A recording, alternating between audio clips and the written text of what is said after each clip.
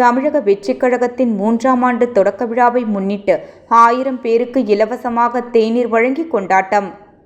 தமிழக வெற்றிக் கழகத்தின் 3ஆம் ஆண்டு தொடக்க விழாவை முன்னிட்டு தமிழ்நாடு முழுவதும் உள்ள தொண்டர்கள் பல்வேறு நலத்திட்ட உதவிகள் வழங்கியும், பல்வேறு தொகுதிகளில் தமிழக வெற்றிக் கழக கொடிகள் ஏற்றப்பட்டு இனிப்புகள் வழங்கியும் கொண்டாடினார்கள்.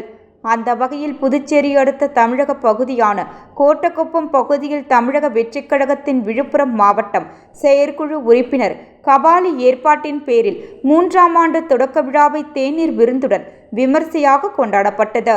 அதன்படி கோட்டக்குப்பம் மகாத்மா காந்தி வீதியில் உள்ள டீ கடையில் 1000க்கும் மேற்பட்ட பொதுமக்களுக்கு இலவசமாக தேநீர் வழங்கி தமிழக வெற்றிக் கழகத்தின் 3ஆம் ஆண்டு தொடக்க விழாவை சிறப்பாக கொண்டாடினர்.